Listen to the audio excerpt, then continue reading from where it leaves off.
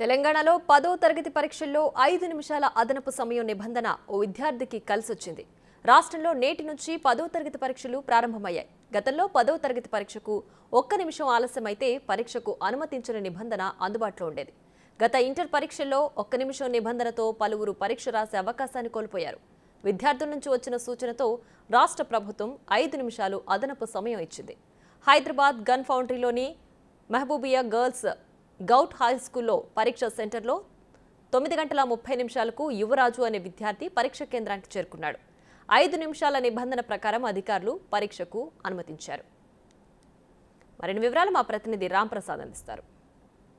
తెలంగాణ రాష్ట్ర ముఖ్యమంత్రి ఏదైతే 5 నిమిషాల నిబంధనను కేటాయించారో ఇప్పుడు మనం చూసినట్లయితే మహబూబియా హై స్కూల్లో అయితే యువరాజ్ అనేటువంటి విద్యార్థి 9:34 పరీక్షా కేంద్రానికి చేరుకోవడం జరిగింది. తను పరీక్ష రాసేందుకు కూడా ఇక్కడ ఉన్నటువంటి అధికారులు కూడా తనకు సహకారం అందించి తనని పరీక్షా సెంటర్లో పరీక్ష రాసేందుకైతే ఇక్కడ అనుమతించడం జరిగింది. మనం చూడవచ్చు గతంలో అయితే గత రాష్ట్ర ప్రభుత్వాలు తీసుకున్నటువంటి 1 నిమిషం నిబంధన ఏదైతే ఉందో దాన్ని ప్రస్తుతం రాష్ట్ర ముఖ్యమంత్రి విద్యార్థులకు ఎలాంటి ఇబ్బంది తలెత్తొద్దు అని చెప్పేసి అయితే వారు కేటాయించినటువంటి 5 నిమిషాల సమయం అయితే ఒక విద్యార్థి పరీక్ష హాజరయ్యేందుకు ఉపయోగపడిందని చెప్పవచ్చు. 200 మంది పరీక్ష రాస్తున్నటువంటి ఈ యొక్క మహబూబియా గర్ల్స్ హై స్కూల్ సెంటర్లో అయితే 200కు 199 మంది హాజరైన నేపథ్యంలో ఒక విద్యార్థి చివరిగా యువరాజ్ అనేటువంటి విద్యార్థి అయితే ఈ యొక్క 5 నిమిషాల నిబంధనలో భాగంగా చివరి నిమిషంలో 9:34 పరీక్షా కేంద్రానికి చేరుకోవడం జరిగింది. తను పరీక్షలకు కూడా ఇక్కడ ఉన్నటువంటి అధికారులు కూడా అనుమతించినటువంటి పరిస్థితులను కూడా మనం చూడవచ్చు. ఎందుకంటే